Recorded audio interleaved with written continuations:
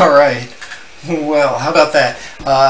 So looks like XSplit Broadcaster just crashed my machine pretty hard. So this is welcome to L. Pritchard Code Hour episode 4.5 or maybe 4.75, maybe about 4.8.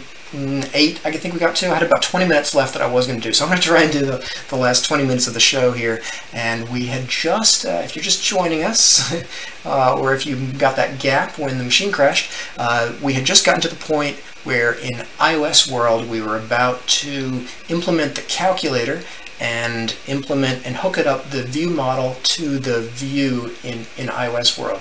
And we were so close to seeing the results. I'm very excited about this. Hopefully we can just pick up where we left off. I think we were in the main ViewController, and we'd gotten down to, oh wow, okay, we pressed a number. Here we are. Okay, we had this is the results of clicking a button. We had pressed the number in the view model, and we just wanted to update the display. So we should have a UI label. Oh yeah, and it was called main label. That's right, we had main label, and we were just about to go down to, sorry for jumping around so much, I gotta find that spot code. There we go. We were just about to update main label dot title, no, text dot text equals view model dot display. That should be good enough. I'm going to set the iOS project as a startup project, and we're going to run this on, that's actually, I've got an iPhone hooked up. I do not want to actually run it on my iPhone 4S. I want to run it in an iPhone simulator, so you can see it on the screen here. And we want to run it on iPhone 6, iOS 10.3. That should work. If you ever need to run older versions of iOS, and you know, iOS isn't as big of a deal maybe to worry about, because the iOS folks keep their devices up to date, because Apple's always pushing the updates, so you don't generally have to worry about more than maybe 3 operating systems ago. But I don't know, at the very least you want to probably test on one version operating system, and you can go into Xcode and you can hook that up in Xcode, and there's instructions. So a lot of things about being a Xamarin cross-platform developer, you have to know a little bit about both platforms. And in the case of iOS, you can go into Xcode, which is the IDE that you do development on for iPhone. You open that up on your Mac. Again, I'm on a PC, but I've got it connected to a Mac, and at the moment I think I've got them connected with an Ethernet cable using a null terminated connector. No, just a regular connector. You don't need that anymore. It's 2017, so there's no more null terminated wires. That used to be a thing. You remember that? You had like a special wire with the wires went across like that, and you apparently don't need that anymore, which is really cool. In the modern world, these devices just automatically figure out that you've got 2 endpoints connected to each other. It automatically does a swapping of the wires in software. It's pretty neat. But oh, whoa! 1, 2, 3, 0, 4, 5. Whoa! Hey, how about that? Now that's pretty good recovery, is it not? That's not only a recovery. That is some fantastic stuff to see. So we've seen implementation on iOS, and we've seen an implementation on Android now, and and that implementation is shared between the both of them in a portable class library, and it's been unit tested, and it's nice and tidy, and we've taken some shortcuts. We're not using inversion control, we're not using dependency injection, and I think we should probably consider doing that next.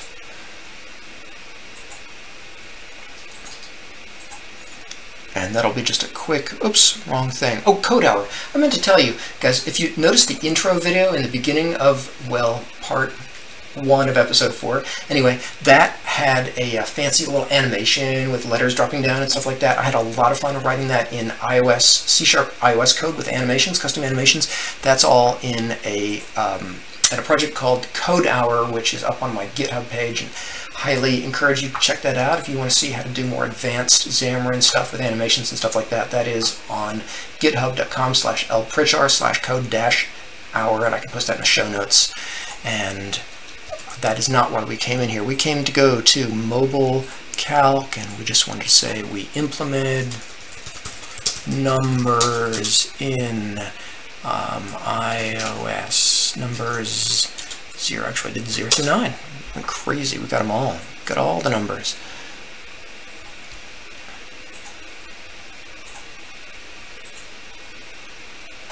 Nice, okay. One thing I was kind of complaining about, you know, this code and MainActivity and parse and this code are the exact same line of code, and that bothers me anyway. So if it were me, I would want to, oh wait, it is me. It says my unit tests are failing. That can't be right. If it were me, I would want to eliminate duplicate code and make this a string called a number or something like that. And then I would want to call number pressed with int.parse number. And then maybe we can do something nice and tidy if there's an error message. And then now we can get rid of that code such that we call press number button text and get rid of that. And we can do the same thing in the calculator where we're not doing this, we're doing that. And now we've eliminated duplication in our view and replaced it with code which is in the view model, which is then unit testable. And so that is the kind of stuff that makes me happy. Now I see some unit tests failing, and be interested to know if that's just a 0 but was 1. Given 1 on display, when press clear, then press 1. Oh, well, yeah, it's a bad unit test. Then display is 1. Okay. And we could just go crazy, because I don't know if this bothers you, but once you get something like ncrunch going, you can see that you've got lines of code in your portable class library which are not being covered by tests. Those are white ones, and man, that bugs me. I like to scan up and down these things and see that I've got 100% unit test coverage, and so I would be very inclined to just write something very similar to this. Given startup when press 1 as string, and the display is 1, something like that. And so I want to press equals press number 1. And if we were good people, we would probably write an unhappy path, because that's a happy path. We would probably write something where, what happens if you do that? I don't know. We should do that, but I'm running low on time, and I want to get to one more thing which was bothering me, and that was, actually I'll do one more commit here, and that is, removing code duplication. Okay, remove code duplication in views, and that all looks good. I'm going to push that, commit, and now the one thing that was really bothering me was in MainActivity and in main ViewController. I've got iOS open, so let's focus on that. It was really bothering me that we were instantiating this. So there's two things that I totally want to do, but I'm not going to get to tonight. One of them is inversion of control dependency injection, and I think that's worth spending some time on. And the other, which I'm not quite going to have enough time for, is the fact that I don't like in the ViewController, we're going to end up with this code over and over and over again for every single type of button press, and that's going to bother me, but it doesn't look bad yet. But like, this looks okay, and so you would have to kind of trust me that this is kind of ugly. But once we implement the other buttons, so I've convinced myself to do it for the next episode. For next episode, we'll get into our notify property change and why that's important. But for now, the one thing that really is bothering me is the instantiation of these guys. And so we can be real lazy about this for now, because we're eventually going to import a framework. And frameworks are good, especially in mobile world. You don't want to build from scratch the way I am doing generally. But I found this guy. This is just a really simple service container. It's a pattern you can use in it's a poor man's dependency injection, and it's actually really simple. I could have written this myself pretty quickly, but thank you, Mr. Alex Simo. Mr. Alex Simo, this is a nice looking implementation. I haven't actually tested this. I just did 5 minutes worth of research before the show, and so I'm going to put in a service container over into the view model so you can see roughly how this would work. And we're going to do this service container here. So we're going to have a method called add new folder services, and I'm going to add a new class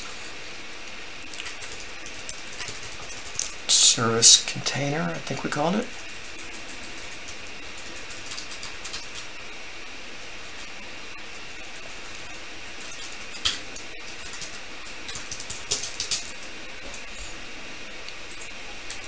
And it's always a good idea to thank the person, at least in the source code. I probably should check the license on that, but I mean, this application is not going to make money or anything. So presumably it's okay with any licenses. That is now, what this does is it has a static dictionary of type to lazy. You guys know it's part of the base class library in the .NET framework. A lazy says don't actually instantiate this thing into the last possible point at which you can. It's a really handy little helper function. So we've got this dictionary of type to lazy, and then what does he do? He has a static register, and each one of these registers is saying, if you ever need it, then this is the way in which you are going to instantiate it. So nothing gets instantiated until the last possible point at which it's needed, and then once it has been instantiated once, does it stick around? Yeah, because it's lazy. So subsequently, it'll be the actual object, and then so essentially this will be implementing singletons. This will be a whole bunch of singletons for every single type in the operating in the project. So now we have a service container, and we ought to create a new class, and we'll just call this a startup service, and this will be the public class startup service, public static startup, I don't know, something along those lines. And really what we're hoping to do, public static void, and what we're hoping to do here is just to register. We just want to register the existence of, in this case, this view model. So we're going to say, if anybody ever asks for a calculator view model, register. If anybody ever asks for a calculator view model, then this is how you make one. This is how to make one. This is sort of like a factory, I guess. This is saying, anybody ever asks for it, call this lambda method here, and that will give you a new calculator view model for you. And so now we need to call this thing, and the right place to call it is probably in iOS world in the app delegate. And in the app delegate, there is a method called finished launching, I think. It's probably a good place to get started. So we can say startup service dot startup. And I guess we're going to be similarly doing that in Android world and I think in the Android world we don't have a splash screen yet, so we're just going to do this in the main activity. I don't like that, but yeah, because we've got main launcher equals true, so that's the first thing which happens. So I guess we could do it in onCreate. This is not the best place for this.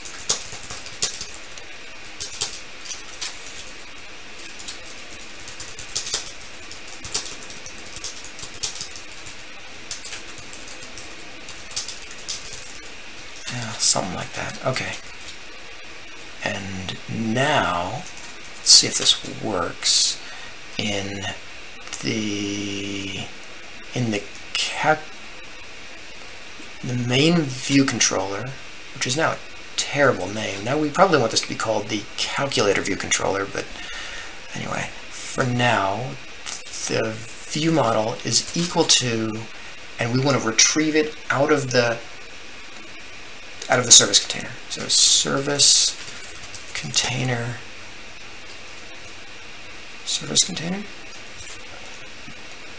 Yeah. Mobile calc dot service container. Yes. Dot resolve calculator view model.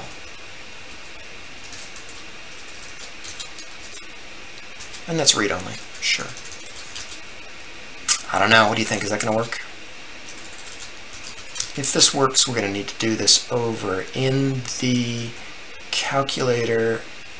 Man, I don't have a good sense of, with the show having crashed, I don't have a sense of how much time I have left to make the code hour.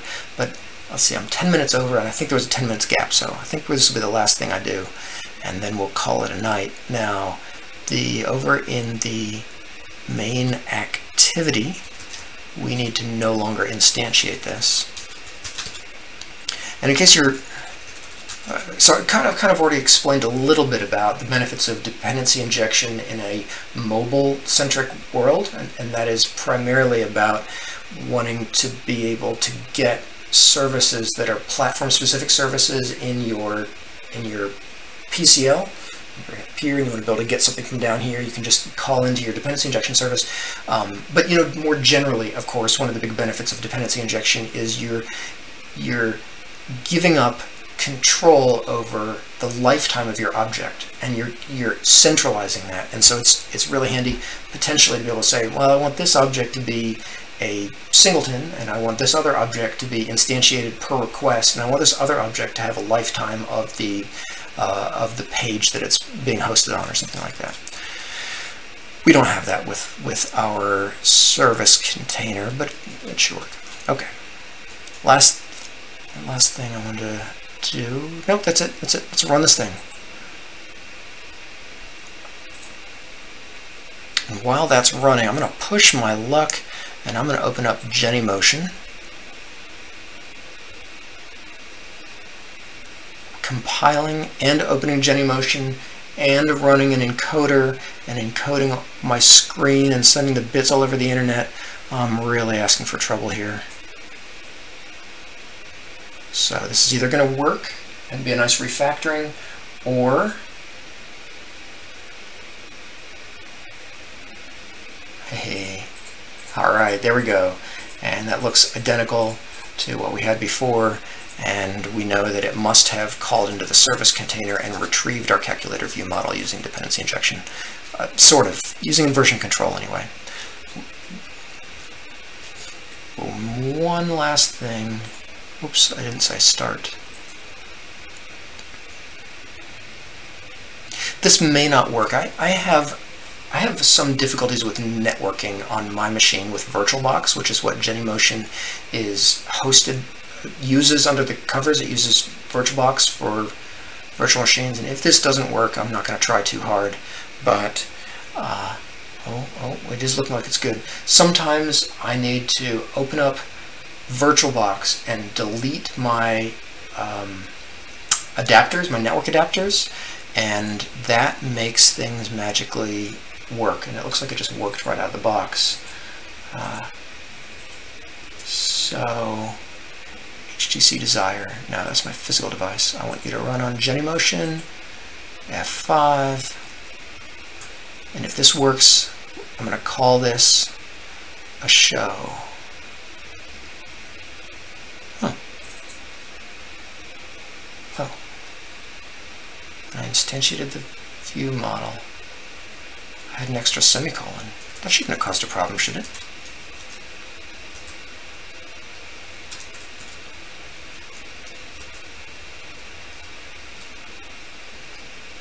F5.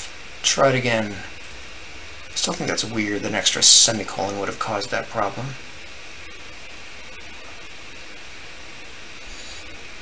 Alright, well this is just going to work. This is just going to work. And, oops. Oh, no, wait, don't play music. Don't play music. But, while we're waiting, I'm just really happy. I was expecting at some point to have to do this, where,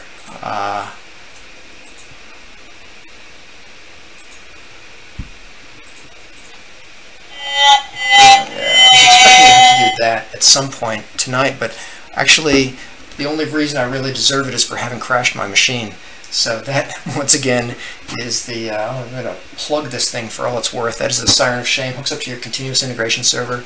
Nice piece of software behind it that some person wrote and open sourced all of, and that will that'll hook up to your continuous integration server, and it'll give you notifications if the build breaks, and it'll hook up to the Siren, and free software, open source, will also give you reputation and achievements. So every time you check in code successfully and the build passes, you get reputation. If you fail the build and you lose reputation, you get achievements for things like consecutive successful builds. The more consecutive successful builds you get, you eventually get achievements. If you fix somebody else's build, you get an achievement for that. You start tracking stats too, to do things like the more that you fix other people's builds, the better your stats get. You get these kind of baseball card stats. So that is, man, I turned on presentation mode before I started the first half of this presentation.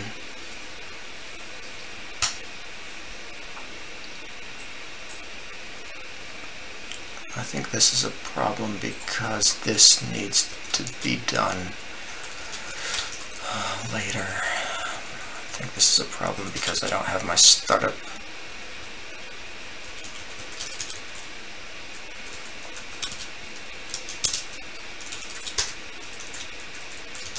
It's complaining because that's read-only, so make that not read-only. Semicolon. This is going to work.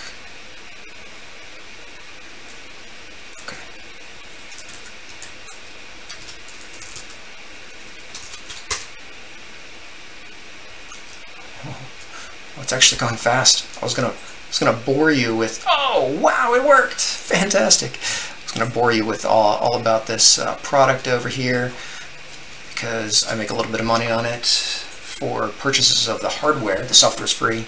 Okay, enough of that. What's important here is this worked. Our nice refactoring worked where we're using inversion of control pattern. We now have an implementation, and things are really starting to look pretty sharp for this calculator. And only 1, 2, and a lot of talking, 4 hours, and 4 hours plus a lot of sort of chatting about this and that. So I hope you have enjoyed, I hope you've learned something, and tune in next time. I think we'll get some other good stuff, including, well, how to do iNotify property changed and push things back down from the portable class library view model back down into the views. So stay tuned for next episode. We've got a lot of fun stuff coming up, and I hope you will subscribe to the YouTube channel. Thank you very much for tuning in, and have a wonderful week. I will see you, actually I'm not going to see you next week because I'm on vacation, but in 2 weeks I'm looking forward to seeing you again. So have a wonderful